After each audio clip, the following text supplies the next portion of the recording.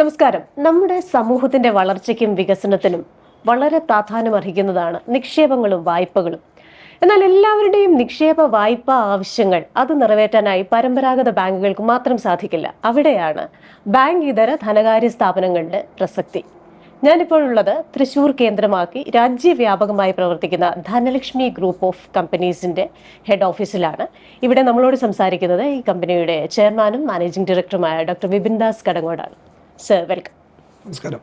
അപ്പോൾ ഞാൻ ആദ്യം തന്നെ പറഞ്ഞതുപോലെ തന്നെ ബാങ്കിതര ധനകാര്യ സ്ഥാപനങ്ങൾക്ക് ഒരുപാട് പ്രാധാന്യമുണ്ട് നമ്മുടെ സമൂഹത്തിൽ. കാരണം ഒരു പോക്കറ്റിൽ നിന്ന് വേറൊരു പോക്കറ്റിലേക്ക് പണം എത്തണമെങ്കിൽ അത് വായ്പാ രൂപത്തിലാണെങ്കിലും നിക്ഷേപങ്ങൾക്കുള്ള പണമാണെങ്കിലും ഒക്കെ ബാങ്കുകൾക്ക് മാത്രം അത് കൊടുക്കാൻ സാധിക്കില്ല. അപ്പോൾ ആ ഒരു പ്രസക്തി മനസ്സിലാക്കിയാണോ ഈ ഒരു സ്ഥാപനത്തിലേക്ക് വന്നത്? തീർച്ചയായും 2020 Dhanalakshmi hire purchase and leasing limited എന്ന ഈ ഒരു ബാങ്ക് ഇതര ധനകാര്യ സ്ഥാപനം പുതിയ മാനേജ്മെന്റ് പർച്ചേസ് ചെയ്യുന്നത്. ഈ ഒരു കഴിഞ്ഞ ആഗസ്റ്റ് 2025 ആഗസ്റ്റ് 24 കൂടി 5 വർഷം പിന്നിട്ടിരിക്കുകയാണ് Dhanalakshmi hire purchase and leasing limited എന്ന ഒരു നോൺ ബാങ്കിങ് ഫിനാൻസിങ് ഈ കമ്പനി. ഇതിനോടകം തന്നെ കേരളം കൂടാതെ 10 സംസ്ഥാനങ്ങളിലേക്ക് ധനലക്ഷ്മിയുടെ ശാഖകൾ വ്യാപിപ്പിക്കുവാനായി സാധിച്ചിട്ടുണ്ട്. കൂടുതലായി നമ്മൾ ഫോക്കസ് ചെയ്യുന്നത് ഗോൾഡ് ലോൺ ആണ്. അപ്പോൾ വളരെ ഭംഗിയായി തന്നെ ഈ ഒരു ചുരുങ്ങിയ 5 വർഷങ്ങൾ കൊണ്ട് കേരളത്തിന് പുറത്തും അതുപോലെ തന്നെ മറ്റ് 10 സംസ്ഥാനങ്ങളിലേക്കും ധനലക്ഷ്മിയുടെ ശാഖകൾ വ്യാപിപ്പിക്കാൻ സാധിച്ചു എന്ന് പറയുന്നത് തന്നെ വലിയൊരു ദൈവാനുഗ്രഹമായി കാണും. അപ്പോൾ സാധാരണ ഈ കോവിഡിന്റെ സമയം എന്ന് പറയുന്നത് പല ബിസിനസ്സുകളുടെയും ഒടുക്കം ആണ് നമ്മൾ കണ്ടത്. പക്ഷെ അവിടെയാണ് ഇതിന്റെ തുടക്കം എന്നാണ് ഞാൻ മനസ്സിലാക്കുന്നത്. അപ്പോൾ ഈ കോവിഡിന്റെ സമയത്ത് പലപ്പോഴും നമ്മുടെ ആൾക്കാരുടെ കയ്യിൽ പൈസ എടുക്കാനില്ലാത്ത ഒരു അവസരം ഉണ്ടായിരുന്നു. പലർക്കും പുതിയ നിക്ഷേപങ്ങൾക്ക് താല്പര്യമുണ്ടെങ്കിലും പണമില്ലാത്ത അവസ്ഥ. അപ്പോൾ അതൊരു അവസരമായി കണ്ടിരുന്നു. 2020 ആഗസ്റ്റില് Dhanalakshmi hire purchase and leasing limited എന്ന ഒരു ഈ ബാങ്ക് ഇതര ധനകാര്യ സ്ഥാപനം ഒരു ബ്രാഞ്ചിൽ നിന്ന് നമ്മൾ തുടക്കം കുറിക്കുന്നത്. അതേ വർഷം തന്നെ ഡിസംബറോടുകൂടി ഗുരുവായൂർ, ഇരിഞ്ഞാലക്കുട, മൂന്നുപീടിക, ചാലക്കുടി എന്നീ 4 സ്ഥലങ്ങളിലായിട്ട് നമുക്ക് 5 ബ്രാഞ്ചുകൾ പൂർത്തീകരിച്ചുകൊണ്ട് 2020 ധനലക്ഷ്മിയുടെ ഒരു സ്വപ്നം യാഥാർത്ഥ്യമാക്കുവാനായിട്ട് ഞങ്ങളുടെ പുതിയ മാനേജ്മെന്റിന് സാധിച്ചു.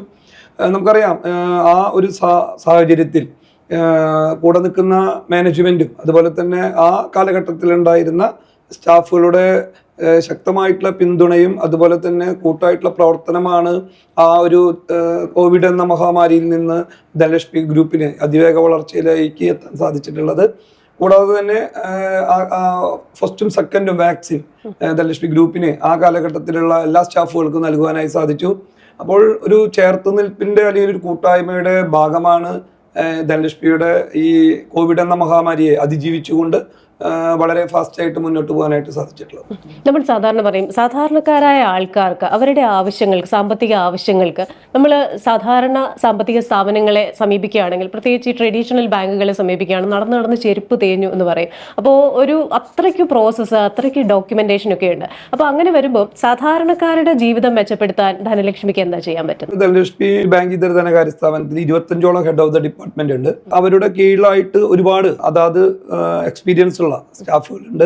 അപ്പോൾ വളരെ ചുരുങ്ങിയ സമയങ്ങൾ കൊണ്ട് അല്ലെങ്കിൽ വളരെ കുറച്ച് സമയം എടുത്തുകൊണ്ട് അതിൻ്റെ പ്രോസസ്സിംഗ് നടപടികൾ വേഗം പൂർത്തിയാക്കിക്കൊണ്ടാണ് അത് ഓട്ടോ ലോൺ ആണെങ്കിലും ഗോൾഡ് ലോൺ ആണെങ്കിലും പ്രോപ്പർട്ടി ലോൺ ആണെങ്കിലും അല്ലെങ്കിൽ മറ്റുള്ള ട്രേഡേഴ്സ് ലോൺ ആണെങ്കിലും നമ്മൾ വളരെ ഫാസ്റ്റായിട്ട് ചെയ്യുന്നത്. അതുകൊണ്ട് ഈ ഒരു മേഖലയിൽ വളരെ എക്സ്പീരിയൻസ് ആയിട്ടുള്ള ഹെഡ് ഓഫ് ദ ഡിപ്പാർട്ട്മെന്റ്, അവരുടെ കീഴിലായി അതേപോലെ എക്സ്പീരിയൻസ് ഉള്ള മറ്റുള്ള ജീവനക്കാർ, അവരുടെ കൂട്ടായിട്ടുള്ള അല്ലെങ്കിൽ ആ ഒരു കൂട്ടായ്മയാണ് ഈ ലോൺ എന്ന് പറയുന്ന വളരെ ഫാസ്റ്റായിട്ട് നമുക്ക് ചെയ്യാനായിട്ട് സാധിക്കുന്നത്.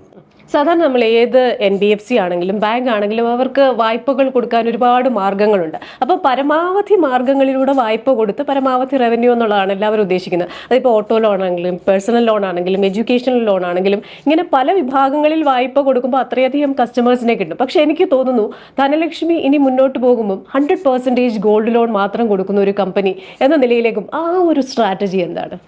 നമുക്കറിയാം, ബാങ്കിങ് ഇതര അതായത് NBFC അതായത് നോൺ ബാങ്കിങ് ഫിനാൻസിങ് മേഖലയിൽ 2 തരത്തിലാണ് നമുക്ക് നിക്ഷേപം സ്വീകരിക്കാൻ പറ്റുന്നത്. ഒന്ന് NCD നോൺ കൺവെർട്ടബിൾ ഡിബഞ്ചറായും, ഒന്ന് 5 വർഷത്തെ സബോർഡിനേറ്റ് ഡെബ്റ്റ് ബോണ്ടായിട്ടാണ് സ്വീകരിക്കാൻ പറ്റുന്നത്. അപ്പോൾ ഇപ്പോൾ നിലവിൽ നമ്മളുടെ ഈ ഒരു Dhanalakshmi hire purchase and leasing ലിമിറ്റഡിൽ ഗോൾഡ് ലോണിന് പുറമെ ഓട്ടോ ലോൺസും പ്രോപ്പർട്ടി ലോൺസും ഉണ്ട്. അപ്പോൾ ഈ പുതിയ ഫിനാൻഷ്യറിൽ ഈ 2 ലോണുകൾ മാറ്റിവെച്ചുകൊണ്ട് 100% ഗോൾഡ് ലോൺ എന്ന ഒരു ആശയം ഞങ്ങളുടെ മാനേജ്മെന്റും ഹെഡ് ഓഫ് ദ ഡിപ്പാർട്ട്മെന്റും ഡിസ്കസ് ചെയ്തതിന്റെ ഭാഗമായി എല്ലാവരുടെയും പൂർണ്ണമായിട്ടുള്ള ആ ഗോൾഡ് ലോൺ എന്ന മേഖലയിലേക്ക് കിടക്കുക എന്നുള്ള ഒരു ആശയത്തോട് കൂടിയിട്ടാണ് ഞങ്ങൾ ആ ഒരു മേഖലയിലേക്ക് കിടക്കുന്നത്. അതിൻ്റെ ഭാഗമായിട്ട് അതിൻ്റെ ബാക്കിയുള്ള കാര്യങ്ങളുടെ നടപടികൾ പൂർത്തിയാക്കി വരുന്നു.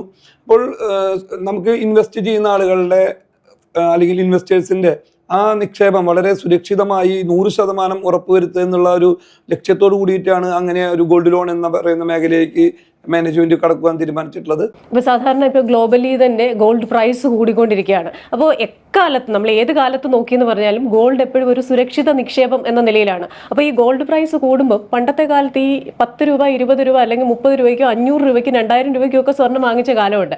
പെട്ടെന്ന് നമുക്കൊരാവശ്യം വന്നാൽ ഏറ്റവും പ്രിയപ്പെട്ട ഒരാൾ നമ്മൾ ആശുപത്രിയിൽ കിടക്കുന്നു, ഒരു അടിയന്തര ചികിത്സ ആവശ്യത്തിന് പണം ലിക്വിഡായിട്ട് നമ്മുടെ കയ്യിൽ വേണം. അപ്പോൾ അതിന് നമുക്ക് ഏറ്റവും എളുപ്പമുള്ള ഒരു മാർഗ്ഗമാണ് ഗോൾഡ് ലോൺ എന്ന് പറയുന്നത്. അപ്പോൾ സാധാരണക്കാരൊരു കൺഫ്യൂഷനാണ്, ഈ ഗോൾഡൊക്കെ ഇങ്ങനെ വാങ്ങിച്ചു വെച്ച് കഴിഞ്ഞ് കഴിഞ്ഞാൽ എനിക്ക് എന്തെങ്കിലും ഒരു ഉപകാരം വരുമോ? പക്ഷേ അങ്ങ് പറയുന്ന 100% ഗോൾഡ് ലോൺ എന്ന് പറയുമ്പോൾ അത് ഒരുപാട് പേരുടെ ജീവിതത്തിൽ ഇതേപോലെയുള്ള അടിയന്തര ആവശ്യങ്ങൾക്ക്, ഒരു വിവാഹമാണെങ്കിലും അല്ലെങ്കിൽ ഒരു ആശുപത്രി ചികിത്സ ആവശ്യമാണെങ്കിലും ഒക്കെ സഹായിക്കും എന്ന് തോന്നിയിട്ടുണ്ടോ? തീർച്ചയായും നമ്മളെ സമീപിക്കുന്ന ആളുകൾ വിവാഹം അല്ലെങ്കിൽ മക്കളുടെ പഠനാവശ്യം, പല ബിസിനസ് ആവശ്യങ്ങളായിട്ട് ഒരുപാട് നമുക്ക് ഒരു ബ്രാഞ്ചെല്ലാം എനിക്ക് തോന്നുന്നത് ചാമരാജനഗർ, ആ ബ്രാഞ്ചെല്ലാം നിങ്ങൾക്ക് 6 കോടി ഔട്ട്സ്റ്റാൻഡിംഗ് ബ്രാഞ്ചുകളാണ്. പിന്നെ മറ്റൊരു കാര്യം എന്ന് പറഞ്ഞു കഴിഞ്ഞാൽ 5 വർഷത്തിനുള്ളിൽ ഒരു വലിയ എക്സ്പാൻഷൻ ഈ കമ്പനിക്ക് ഉണ്ടായിട്ടുണ്ട്. അപ്പോൾ സാധാരണ നമ്മൾ നോക്കുമ്പോൾ ഒരു ബ്രാൻഡ് അംബാസിഡർ പോലും ഇല്ലാതെ 5 വർഷത്തിൽ ആ ഒരു എക്സ്പാൻഷൻ, ഈ 5 വർഷത്തിന് ശേഷം പുതിയൊരു ബ്രാൻഡ് അംബാസിഡറിനെ കൊണ്ടുവരാൻ ശ്രമിക്കുന്നു. അതും ഒരുപാട് ചാലഞ്ചസിനെ അതിജീവിച്ചു വന്ന നമ്മുടെ യുവരാജ് സിംഗ്, ഒരുപാട് യങ്സ്റ്റേഴ്സിനെ ഇൻസ്പയർ ചെയ്ത വ്യക്തി. അപ്പോൾ ഈ യുവരാജ് സിംഗിനെ ബ്രാൻഡ് അംബാസിഡറായിട്ട് കൊണ്ടുവരുമ്പം അത് ധനലക്ഷ്മി ഗ്രൂപ്പിനെ എത്രത്തോളം കരുത്തുറ്റതാക്കി മാറ്റുമെന്ന് കരുതുന്നു? അദ്ദേഹത്തെ ബ്രാൻഡ് അംബാസിഡറിലേക്ക് കൊണ്ടുവരിക എന്നൊരു ആശയം ഞങ്ങളുടെ മാനേജ്മെന്റ്, നമ്മുടെ ഹെഡ് ഓഫ് ദ ഡിപ്പാർട്ട്മെന്റ് അല്ലെങ്കിൽ നമ്മുടെ ധനലക്ഷ്മി ഞങ്ങളുടെ ഫാമിലി ആയിട്ടാണ് കാണുന്നത്. അപ്പോൾ അവരായി ഡിസ്കസ് ചെയ്തപ്പോൾ 100% വളരെ സന്തോഷത്തോടു കൂടെയാണ് അദ്ദേഹത്തിൻ്റെ ആ വരവ് എല്ലാവരും സ്വീകരിച്ചിട്ടുള്ളത്. അപ്പം അതിൻ്റെ ഭാഗമായിട്ട് ഈ വരുന്ന ജനുവരി ഫെബ്രുവരി മാസത്തിൽ അദ്ദേഹത്തിൻ്റെ ഒരു സാന്നിധ്യം നമ്മുടെ ഈ ഒരു കോർപ്പറേറ്റ് ഓഫീസിലുണ്ടാവും. അപ്പോൾ അദ്ദേഹത്തിൻ്റെ ഒരു വരവ് തീർച്ചയായിട്ടും ഈ ഒരു ധനകാര്യ മേഖലയിൽ ധനലക്ഷ്മി ഗ്രൂപ്പിൽ വളരെയധികം ഗുണം ചെയ്യും. അപ്പോൾ അതിൻ്റേതായിട്ടുള്ള ഒരു കാത്തിരിപ്പിലാണ് മാനേജ്മെൻറ്റും ഞങ്ങളുടെ ധനലക്ഷ്മി ഫാമിലിയും. അപ്പോൾ ഈ വരുന്ന 2 മാസത്തിന് അകം ധനലക്ഷ്മിയുടെ ബ്രാൻഡ് അംബാസിഡറായി യുവരാജ് സിംഗ് ആണ് വരുന്നത്. അപ്പോൾ നമ്മൾ സാധാരണ പറയുന്നത് മാനവസേവ മാധവസേവ എന്നാണ്. നമ്മൾ മനുഷ്യരെ സേവിക്കുമ്പോൾ അല്ലെ, മനുഷ്യർക്ക് ഉപകാരം ചെയ്യുമ്പോൾ അത് ദൈവത്തിന് ചെയ്യുന്നു എന്നാണ് പറയുന്നത്. ഞാൻ താഴെ വന്നപ്പോൾ ലോക സമസ്ത സുഖിനോ ഭവന്തു എന്ന് എഴുതി വെച്ചിരിക്കുന്നത് കണ്ടു. അപ്പോൾ ലോകത്തിലുള്ള എല്ലാവരും, എല്ലാ ചരാചരങ്ങളും നന്നായി ജീവിക്കണം എന്നുള്ള ഒരു ചിന്തയാണല്ലോ അത്. അപ്പോൾ ധനലക്ഷ്മി ഗ്രൂപ്പിനെ ഇത്തരം ചിന്തകൾ എത്രത്തോളം സ്വാധീനിച്ചിട്ടുണ്ട്? നമുക്കറിയാം 2020 ധനലക്ഷ്മിയുടെ തുടക്കം എന്ന് പറയുന്നത് 20 തുടങ്ങി 21 ഒന്നാം വാർഷികം ആഘോഷിക്കുമ്പോൾ അന്ന് ഏകദേശം 3000-ഓളം ഉപഭോക്താക്കൾ ധനലക്ഷ്മിക്ക് ഉണ്ടായിരുന്നു. ആ 3000-ഓളം ഉപഭോക്താക്കൾക്ക് ഒന്നാം വാർഷിക ദിനത്തിൽ കിറ്റുകൾ, ഓണക്കിറ്റുകളും ആ കാലഘട്ടത്തിൽ ജീവനക്കാർക്ക് ഓണക്കോടിയും ഓണക്കിറ്റുകളും നൽകിക്കൊണ്ടാണ് ഒന്നാം വാർഷികം ആഘോഷിച്ചത്. 2022 തേക്കിൻകാട് മൈതാനത്ത് ഏകദേശം 56,000 സ്ക്വയർ ഫീറ്റുള്ള പന്തലിൽ വധൂവരന്മാർക്കുള്ള വിവാഹമോതിരം, താലി, മാല, വിവാഹ വസ്ത്രം, 1 മാസത്തേക്കുള്ള പലവ്യഞ്ജനം, അതുപോലെ തന്നെ അവർക്കുള്ള ഹണിമൂൺ ട്രിപ്പ് എന്നീ നൽകിക്കൊണ്ടാണ് ഒരു വലിയൊരു സമൂഹ വിവാഹത്തിന്, അതുപോലെ തന്നെ വിവിധ താളമേള വാദ്യ ഘോഷയാത്രയുടെ അകമ്പടിയോടുകൂടി ഒരു വലിയ സമൂഹ വിവാഹത്തിന് ഞങ്ങൾക്ക് സാക്ഷ്യം വഹിക്കാൻ സാധിച്ചിട്ടുള്ളത്. സാധാരണ ഞാനൊരു സമൂഹ വിവാഹം നടത്തുന്നു, അപ്പം ഞാൻ തീരുമാനിക്കും എൻ്റെ ഇഷ്ടപ്രകാരം ഇന്ന രീതിയിൽ നിങ്ങൾ ചെയ്യണം എന്നതിലുപരിയായി അവരുടെ ഒരു ആചാരങ്ങളെയും അവരുടെ സംസ്കാരത്തെയും ഒക്കെ മാനിക്കാനുള്ള ആ ഒരു ചിന്ത. 8 ഊരുകളിൽ നിന്നായിട്ടാണ് ഈ വധുവരന്മാരെ നമുക്ക് കണ്ടെത്താൻ സാധിച്ചത്. ഏകദേശം ഒരു 75,000 ആളുകൾ പങ്കെടുത്ത ആ ഒരു സമൂഹ വിവാഹത്തിന് ധനലക്ഷ്മി ഗ്രൂപ്പിന്, ഞങ്ങളുടെ മാനേജ്മെന്റിന് ആ ഒരു സാക്ഷ്യം വഹിക്കുവാൻ സാധിച്ചത്.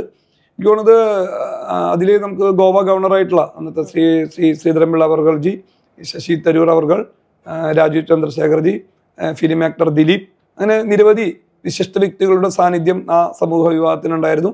ആദ്യമായിട്ടായിരിക്കും ഒരു വേദിയിൽ 216 ആദിവാസി യുവതി യുവാക്കൾ അണിനിരന്ന അല്ലെങ്കിൽ ഒരുമിച്ച് നിന്നൊരു സമൂഹ വിവാഹത്തിന് സാക്ഷ്യം വഹിക്കുവാനായിട്ട് ധനലക്ഷ്മി ഗ്രൂപ്പിനെ സാധിച്ചത്. അത് ധനലക്ഷ്മിയുടെ മുന്നോട്ടുള്ള വളർച്ചയ്ക്ക് വളരെയധികം ഗുണം ചെയ്തിട്ടുണ്ട്.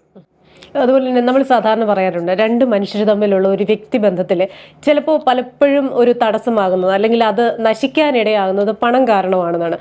ഇപ്പം നമ്മളൊരു ഡിവോഴ്സ് നോക്കിയാലും അല്ലെങ്കിൽ രണ്ടുപേര് തമ്മിലുള്ള ഒരു സ്ട്രോങ് സൗഹൃദം നോക്കിയാലും പണമിടപാടിന് ശേഷം അവർ എന്താ പറയുന്നത് ഒരു ഭിന്നിപ്പുണ്ടാകുന്നതായിട്ട് കാണുന്നുണ്ട്. അപ്പം നമ്മുടെ സ്ഥാപനം എന്ന് പറയുന്നത് പണമിടപാടുകൾ നടത്തുന്നതാണ്. അതിൽ വിശ്വാസ്യത ഏറെ പ്രാധാന്യം അർഹിക്കുന്നു അല്ലേ? അപ്പോൾ ഇത്രയധികം ആൾക്കാരുമായിട്ട് ഇടപാടുകൾ നടത്തുമ്പോൾ ആ വിശ്വാസ്യതയ്ക്ക് ധനലക്ഷ്മി ഗ്രൂപ്പ് എത്രത്തോളം പ്രാധാന്യം നൽകുന്നുണ്ട്? 2020 തുടക്കം മുതലേ നമുക്ക് 2021 എടുത്താലും ഞങ്ങൾ ഏകദേശം ഇന്ന് ധനലക്ഷ്മി ഗ്രൂപ്പിന് 6000-ഓളം എനിക്ക് തോന്നുന്നത് 800-ഓളം ഇൻവെസ്റ്റേഴ്സ് ഇപ്പോൾ നിലവിലുണ്ട്. അപ്പോൾ എല്ലാ വർഷവും ധനലക്ഷ്മിയുടെ വാർഷികം ആഘോഷിക്കുമ്പോൾ ഇൻവെസ്റ്റേഴ്സ് മീറ്റ് കേരളത്തിലെ 14 ജില്ലകളിലും പിക്ക് ചെയ്യുന്നത് ഈ കഴിഞ്ഞ 5 വർഷം 6 സംസ്ഥാനങ്ങളിൽ നമ്മുടെ ശാഖകളിലുണ്ടായിരുന്നു. ഈ 6 സംസ്ഥാനങ്ങളിൽ ഒരേ ദിവസം ഒരേ സമയത്ത് വലിയൊരു ഇൻവെസ്റ്റേഴ്സ് മീറ്റ് സംഘടിപ്പിച്ചുകൊണ്ടാണ് 5ാം വാർഷികം ആഘോഷിച്ചത്. അപ്പോൾ ഇൻവെസ്റ്റേഴ്സിനെ നമ്മളെടുക്കുന്ന അവരെ അല്ലെങ്കിൽ സമാഹരിക്കുന്ന ആ ധനം എന്ത് ചെയ്യുന്നു, അതിനെല്ലാം വ്യക്തമായിട്ടുള്ള ഒരു ക്ലാരിറ്റി കൊടുത്തുകൊണ്ടാണ് ഈ കഴിഞ്ഞ കാലം അത്രയും ധനലക്ഷ്മി ഗ്രൂപ്പ് മുന്നോട്ട് പോയിട്ടുള്ളത്. നമ്മൾ സാധാരണ പറയാം, നമ്മളൊരു കടയിലോ അല്ലെങ്കിൽ ഒരു സേവനം കിട്ടുന്ന ഏരിയയിലോ ചെന്ന് കഴിഞ്ഞു കഴിഞ്ഞാൽ അവിടെ ഇരിക്കുന്ന ആ ജീവനക്കാരുടെ മുഖം കണ്ടു കഴിഞ്ഞാൽ വേണമെങ്കിൽ വാങ്ങിച്ചുകൊണ്ട് പോകും എന്നുള്ള ഒരു ആറ്റിറ്റ്യൂഡ് ആണെങ്കിൽ ഒരു കാരണവശാലും ആ ബിസിനസ് പച്ച പിടിക്കില്ല. അപ്പോൾ പലപ്പോഴും ധനലക്ഷ്മി ഗ്രൂപ്പിന്റെ ജീവനക്കാരെ കുറിച്ച് വളരെ അഭിമാനത്തോടു കൂടെ പറയുന്നത് ഞാൻ കേട്ടിട്ടുണ്ട്. അപ്പോൾ ഇത്രയധികം ജീവനക്കാരെ അങ്ങനെ ചേർത്ത് നിർത്തുക, ഒരേ രീതിയിൽ കസ്റ്റമേഴ്സിനോട് നല്ല രീതിയിൽ പ്രവർത്തിക്കാൻ അവരെ ട്രെയിൻ ചെയ്യുക, ഇതൊക്കെ ഏത് രീതിയിലാണ് സാധ്യമാക്കുന്നത്? നമ്മൾ ഒരു സ്റ്റാഫിനുപരി ഒരു ഫാമിലി ആയിട്ടാണ് ഞങ്ങളുടെ മാനേജ്മെന്റും അല്ലെങ്കിൽ ഏകദേശം ഈ ഒരു ഓഫീസിൽ തന്നെ 100-150-ഓളം ജീവനക്കാർ വർക്ക് ചെയ്യുന്നുണ്ട്. ഇന്ന് ധനലക്ഷ്മി ഗ്രൂപ്പിന്റെ കീഴിൽ 1300-ഓളം ജീവനക്കാരുള്ള ഒരു അല്ലെങ്കിൽ ധനകാര്യ ഒരു കൂട്ടായ്മയാണ് ഇന്ന് ധനലക്ഷ്മി. അപ്പോൾ അവരുടെ ഏത് പ്രതിസന്ധി ഘട്ടങ്ങളിലും, ഇനിയിപ്പോൾ എനിക്ക് തോന്നുന്നത് നമ്മുടെ സ്കൂൾ തുറന്നാൽ മക്കൾക്കുള്ള പഠനോപകരണങ്ങൾ അല്ലെങ്കിൽ എന്തെങ്കിലും അവരുടെ വീട്ടിലൊരു എന്തെങ്കിലും ഒരു വയസ്സായ ഒരു മരണം സംഭവിച്ചാൽ തികച്ചും നമുക്കൊരു 5ഓളം ആംബുലൻസുകളുണ്ട്, ആംബുലൻസിന്റെ സർവീസുകൾ. അതുപോലെ തന്നെ അവർക്ക് ഒരു ഓണത്തിന് വന്നു കഴിഞ്ഞാൽ ഓണക്കിറ്റുകൾ, ഓണക്കോടി, ഓണസദ്യ, അല്ലെങ്കിൽ വിഷു ആയിക്കോട്ടെ വിഷു കിറ്റുകൾ, ദീപാവലിക്ക് സീറ്റ്സ്, അങ്ങനെ എല്ലാതും. അതായത് ഒരു ഫാമിലിയിൽ എങ്ങനെയാണോ ഒരു ആഘോഷങ്ങൾ ആഘോഷിക്കുക, അത് തീർച്ചയായിട്ടും അവരോടൊപ്പം തന്നെ ഞങ്ങളും അവരിൽ ഒരാളായി നിന്നുകൊണ്ടാണ് ഈ കാലമത്രയും കടന്നു വന്ന കാലമത്രയും ഒരുമിച്ച് മുന്നോട്ട് ചേർത്ത് പിടിച്ചു പോകുന്നത്. അപ്പോൾ അതിൻ്റെ ഞങ്ങൾ കാണിക്കുന്ന ആത്മാർത്ഥത അതിൻ്റെ 100 ഇരട്ടി അല്ലെങ്കിൽ 1000 ഇരട്ടി അവർ ഭംഗിയായിട്ട് വളരെ സന്തോഷത്തോടു കൂടി തിരിച്ചു തരുന്നു. അപ്പോൾ അതിൻ്റെ ഒരു കൂട്ടായ്മയാണ് ഇന്ന് മറ്റുള്ള ബാങ്ക് ഇതര ധനകാര്യ അല്ലെങ്കിൽ സ്ഥാപനങ്ങൾ വെച്ച് നോക്കുമ്പോൾ ധനലക്ഷ്മിയുടെ ഉയർച്ചയും അല്ലെങ്കിൽ ആ കൂട്ടായ്മയും അല്ലെങ്കിൽ ആ വിജയവും.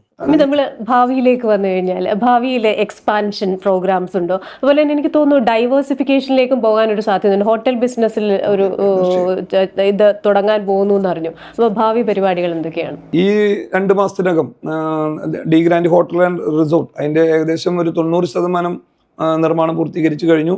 അല്ലെങ്കിൽ ഈ ഒരു മാസം അല്ലെങ്കിൽ അടുത്ത മാസത്തോട് കൂടിയിട്ട് അതിന്റെ ഒരു ഉദ്ഘാടനം ഉണ്ടാവും.